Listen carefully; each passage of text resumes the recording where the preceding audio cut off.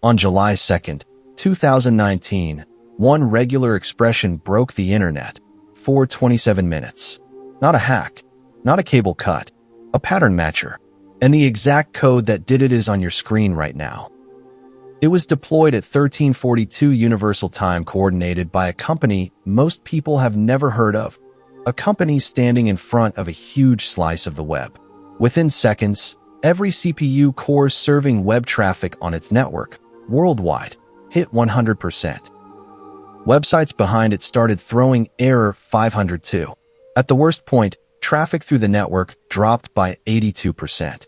Inside the company, engineers stared at the graphs and thought, "We're under attack." They weren't. The killer was already inside the building, and the part of it that did the damage is 11 characters long. Dot star. Then a group. Dot star equals dot star. That's the whole weapon. So how does an 11-character pattern break the internet? Not with an exotic zero-day. With an ordinary, everyday feature of regular expressions. One that most engineers have never actually watched happen.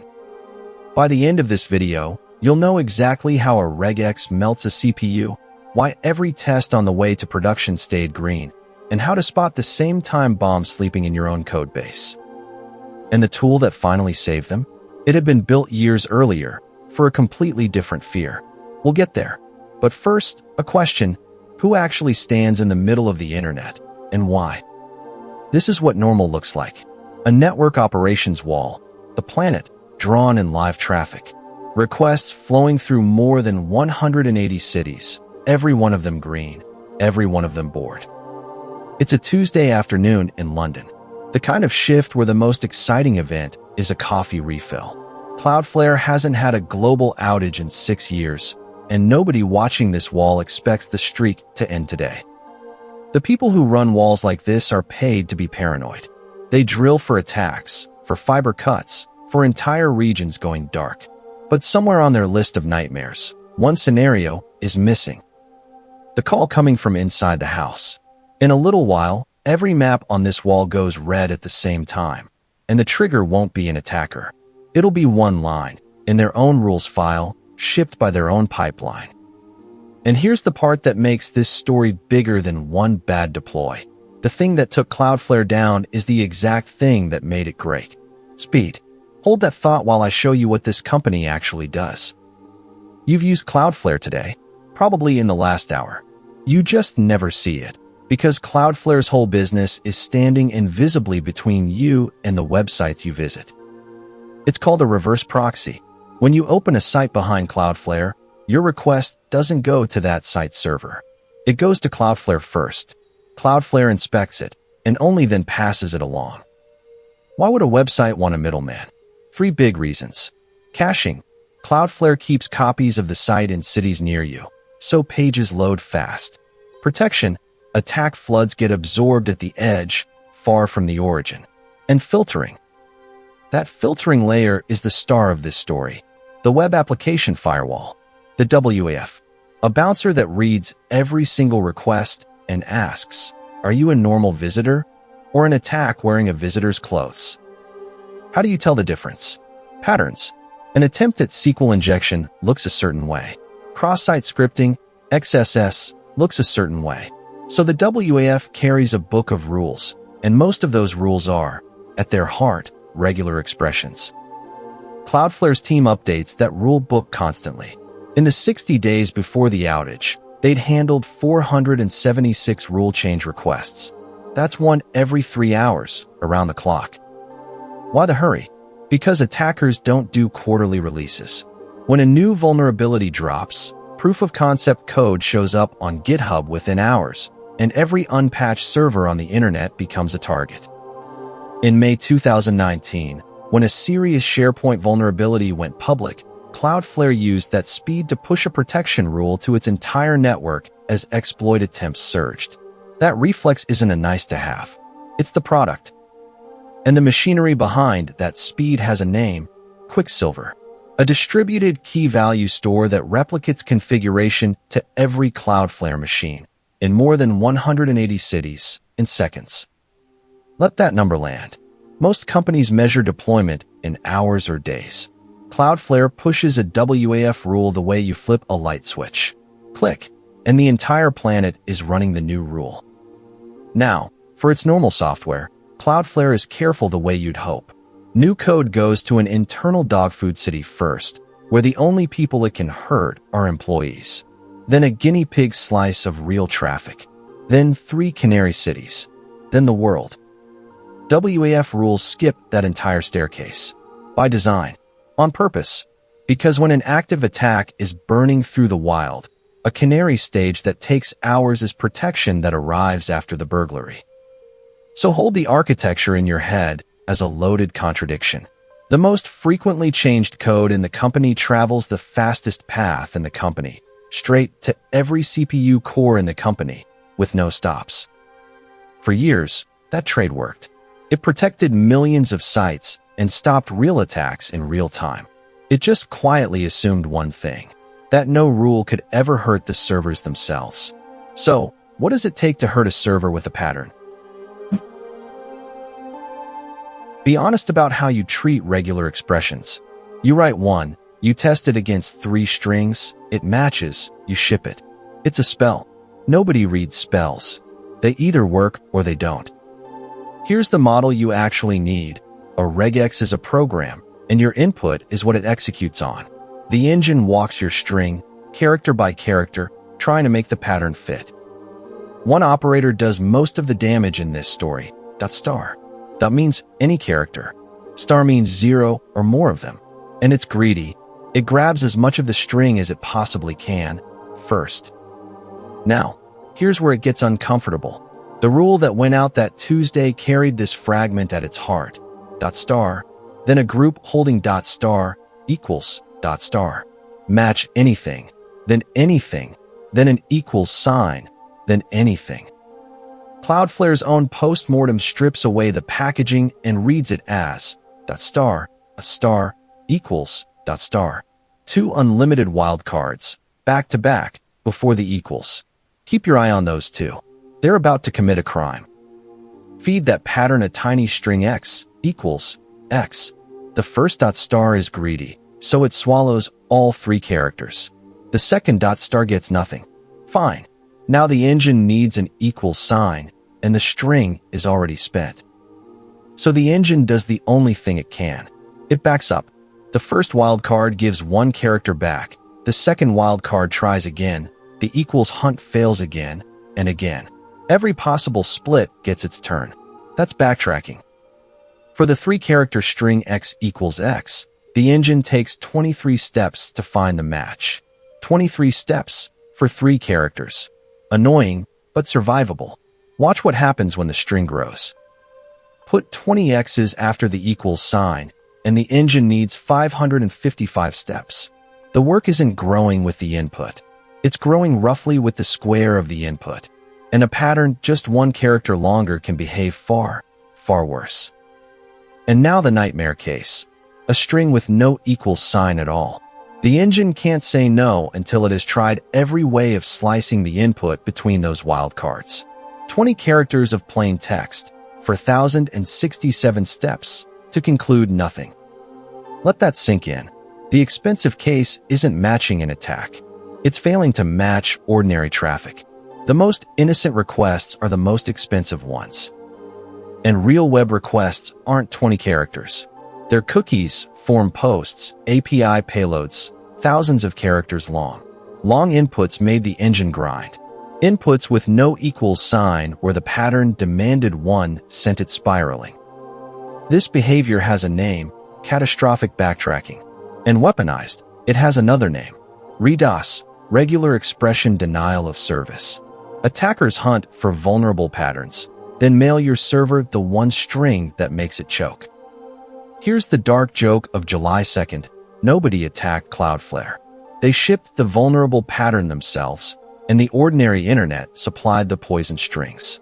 A self-inflicted denial of service, delivered by their own rule book. Could a smarter regex dodge this? Sometimes. Lazy quantifiers, tighter character classes, they help the average case. But with unlimited wildcards nested like this, the worst case stays catastrophic. The pattern was unsafe at any speed. What actually decides your fate is the engine underneath. The WAF ran as Lua inside Nginx, and its matching engine was PCRE, a backtracking engine with no step limit, no timeout, no budget. It runs until it's done, however long that takes. One safeguard could have contained all of this, a hard cap on how much CPU a single rule could burn. Cloudflare had that protection. Weeks before the outage, during a refactor of the WAF, a refactor whose entire goal was to make it use less CPU, that protection was accidentally removed. The pattern was armed. The fuse was gone. All it needed was a ride to production.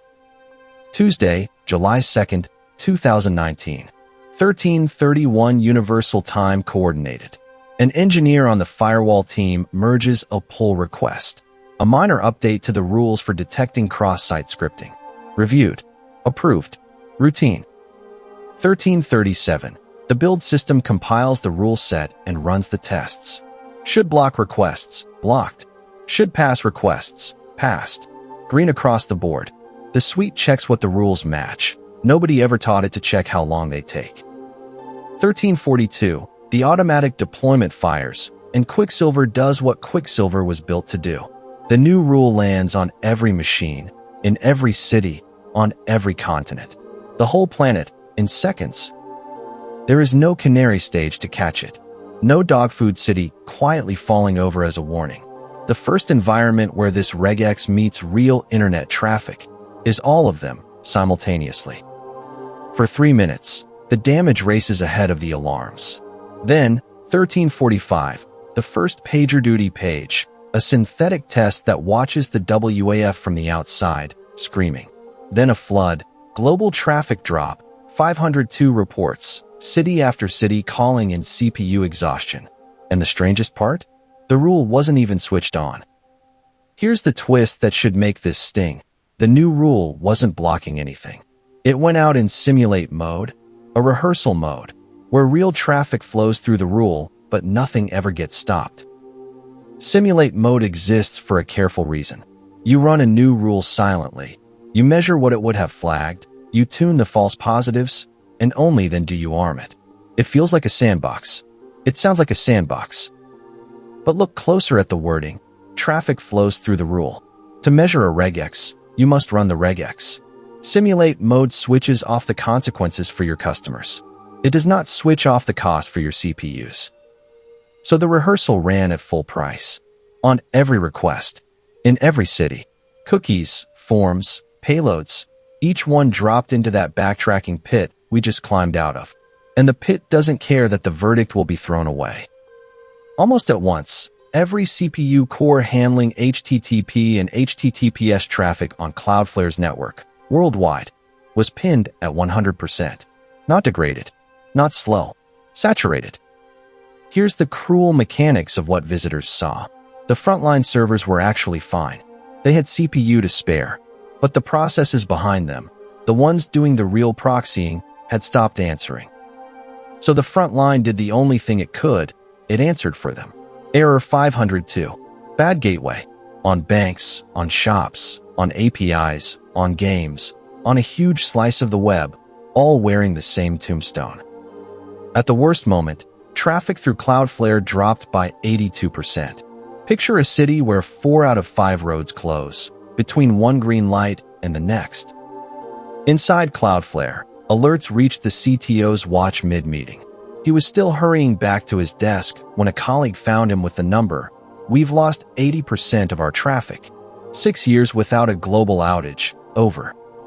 The first theory in the room was an attack. Some new kind, something nobody had seen before. It was the only explanation that felt big enough for what the dashboards were showing. SRE declared the highest severity of incident and escalated. In London, the engineering team was sitting in an internal tech talk. The talk stopped mid-sentence. Everyone into one conference room. Everyone else, dial in. And then the second trap sprang. Cloudflare runs on Cloudflare. The service their own engineers use to authenticate into internal tools sits behind the same edge that was currently on fire. Engineers couldn't reach the internal control panel. Some would discover their credentials had been quietly disabled by a security feature that expires rarely used accounts. Jira, unreachable. The build system, unreachable. The fire truck was parked inside the burning building. There was a bypass route for exactly this moment, rarely used, barely drilled. The fix for the outage lived behind the outage. Hold on to that, because right now it's 13:45, nothing is diagnosed, and the meter is running. Put yourself in that room. Traffic graphs on the floor, phones lighting up, half the team locked out of their own tools. You know the internet is down. You do not yet know it's your own rules file. First, they had to kill the attack theory, and the data kept refusing to fit one. What kind of attack pins every CPU in every city at the same instant, while traffic falls off a cliff? That's not a flood. That's a seizure. The breakthrough came from 3 directions at once. The performance team pulled live CPU data off a production machine, and the fire was coming from inside the WAF. Another engineer attached trace to a running process and watched the system call stall inside rule evaluation. Error logs from a third team pointed the same way. At 1400 hours, the verdict landed. It's the WAF. Attack dismissed. 18 minutes from deploy to diagnosis, with the investigators half locked out of their own building. If you've ever run an incident, you know that is genuinely fast. Then, at 1402, someone said the hard thing out loud. Use the global kill. Terminate the WAF. Not one rule, not one city, the entire firewall for the entire planet. And in the CTO's own telling, the whole room turned and looked at him. Because that's not an engineering decision. That's a bet with the internet on the table. Do the math they had to do in seconds. Kill the WAF, and every customer loses a layer of armor. Keep it, and there's no traffic left to protect anyway. When the guard dog is eating the house, you open the door. 1407, 5 minutes after the proposal, minutes spent fighting through their own locked doors, a team member executes the global WAF terminate. 1409, traffic and CPU levels snap back to normal worldwide. 2 minutes to unbreak the internet. 27 minutes, end to end, of global darkness. And the rest of the protection stack had never stopped running. And that command, the one that ended this, is the tool I promised you in the first minute. Where it came from is the last stop of this video. It's worth the wait. The team didn't just switch the WAF back on, either. They pulled the suspect rule, then rebuilt trust the slow way. One city, paying customers routed away, negative tests to prove it really was that rule. Positive tests to prove the fix held. At 1452, the WAF came back, worldwide, minus the rule that started it. Incident over. Investigation just starting. Because the real question isn't what broke. It's how many separate things had to fail at once for 11 characters to reach every CPU on the planet. Start where every angry commenter started that day. Whose fault is it? The engineer who wrote the regex? Cloudflare's postmortem never names them and never blames them. Watch why. Count the layers instead. Layer 1, the pattern itself. Nested, unlimited wildcards. Match anything, then anything. Easy to write, easy to approve. It looks like 100 other rules. On its own, just an inefficient regex. Slightly embarrassing. Harmless.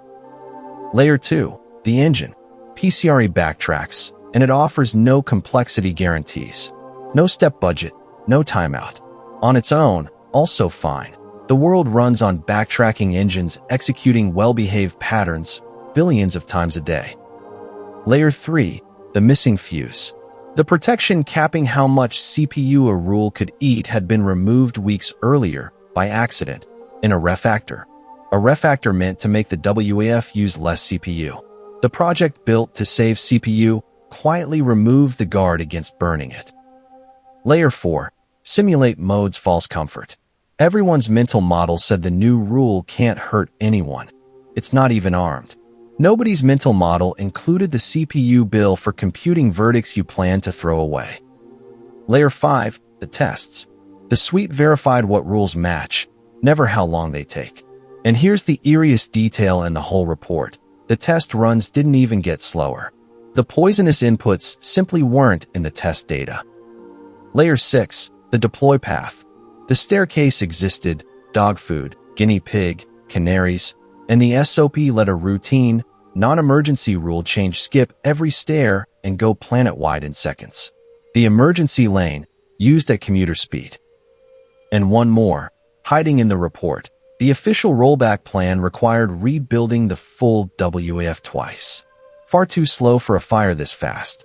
Without a faster break, this outage isn't measured in minutes. It's measured in hours. Now run the counterfactuals. Keep the CPU cap. The rule gets throttled. A ticket gets filed. You never hear this story. Stage the rollout. One dog food city melts. Employees grumble. The world never notices. Use a linear time engine. Nothing happens at all. Every single layer, on its own, was reasonable, defensible in any design review. That's what makes this story universal. Nobody built a bomb. They built 6 perfectly sensible components that only became a bomb in alignment.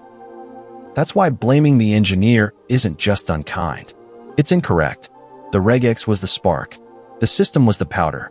And systems, unlike sparks, are things you can actually engineer. Cloudflare's postmortem owns every layer of that, in public, signed by the CTO. And then it does the only thing that separates a scar from a lesson. It lists what changes. But before the list, watch the wall come back to life. On the wall, the recovery looked like magic. 1409, the traffic curves snapped back into shape, city by city, like a heartbeat restarting. By 1452, the WAF is standing watch again. On paper, a bad half hour. Inside the company, it landed heavier. 6 years of global uptime, ended by their own deploy pipeline. No villain to point at, no attacker to blame, and a post-mortem where the CTO writes, plainly, "We're ashamed it happened." That document, published days later under John Graham-Cumming's name, is why this video exists. The timeline, the regex itself, the removed protection, the locked doors, all of it, disclosed by the people it embarrasses most. Shame is a moment. Fixes are a roadmap. So what do you actually change after your own rule book takes down a huge slice of the web? First move, full stop. All WAF release work, frozen, until the safeguards were rebuilt. When the machine hurts you, you stop feeding the machine. Obvious, and still rare. Fix 1. The CPU protection came back immediately. The fuse that a refactor had silently dropped was reinstalled, this time as a first-class citizen. A runaway rule now gets cut off, not obeyed. Fix 2. Archaeology. Engineers manually inspected all 3,868 rules in the WAF's managed rule book, hunting for any other pattern with catastrophic backtracking hiding inside. Fix 3. The test suite learned to feel pain. Performance profiling for every rule, so a pattern that eats CPU now fails CI, even if it matches perfectly. Tests that ask how long, not just whether. Fix 4. The deploy path grew stairs. Rule changes now do staged rollouts like all other software. Dog food first, canaries next, the world last, while keeping a genuine emergency lane for active attacks. 2 lanes, 2 speeds, chosen deliberately, not by default. And the deepest fix, replace the engine. Cloudflare committed to RE2 or the Rust regex engine. Engines with runtime guarantees. Linear time in the size of the input, no matter the pattern. That one property makes catastrophic backtracking impossible. Here's the detail that should keep you up tonight. The algorithm behind those guarantees was published by Ken Thompson in 1968. The fix for this outage had been sitting in the literature for 51 years. Your homework, in 3 lines. Treat every regex on a hot path as code with a cost, budget it, or run it on a linear time engine. Treat nested unlimited wildcards in review as a stop sign. And stage config rollouts like code rollouts. Config is code. If you're enjoying these engineering postmortems, subscribe. One real story, at this depth, every week. Now, stay with me. There's one promise left to keep. The story of the switch that ended this outage, and why it already existed years before anyone needed it. Years before that Tuesday, Cloudflare's engineers had already faced an uncomfortable piece of arithmetic. We push changes to the whole planet in seconds, which means one day, something of ours will go bad on the whole planet in seconds. They couldn't know what it would be. A bad rule, a corrupt config, a component gone feral. The category was the point. Someday, some piece of Cloudflare would need to die everywhere, instantly, faster than any rollback could ever travel. So they built the Global Terminate, a mechanism that can disable a single component across every machine, every city, all at once. A fire axe behind glass, installed years before anyone smelled smoke. That's the tool from the start of this video. The fear that built it wasn't a regex. Nobody was thinking about regexes. It was the category, some component, gone bad everywhere at once. And building for the category is exactly why it worked. The switch didn't need to know why the WAF was misbehaving. No diagnosis, no root cause, no debate. It only knew how to make one component stop existing, planet-wide, in seconds. On July 2nd, that ignorance was its superpower. And when the glass finally broke at 14:02, the axe worked, but the hallway to it was on fire. Access down. Credentials expired. A bypass route nobody had drilled. 5 minutes crawling to a 2-minute fix. Cloudflare's own action items admitted, practice the bypass, and make the dashboard and API able to live off their own edge. Translation, it's not enough to own a fire escape. You have to walk it, in the dark, before the fire. Everyone remembers the regex. Almost nobody remembers the machinery that contained it. But the honest ledger of July 2nd reads, 11 characters took the internet down, and one old, unglamorous switch gave it back. So here's the question worth taking to work tomorrow. The component in your system that could go bad everywhere at once. Where is its kill switch? Does it exist? And when did you last test it, doors included? The wall is green again. It went back to being the most boring screen in the building, which is the highest compliment infrastructure can earn. The pattern that started this was pulled from the rule book. The engine that obeyed it was replaced. And those 11 characters retired into slide decks and code reviews everywhere. The industry's favorite warning about trusting code nobody reads. Somewhere in your code base, right now, a pattern is quietly quadratic, waiting for the input that proves it. Find it before your traffic does. More stories like this every week. If this one earned it, subscribe. Thanks for watching.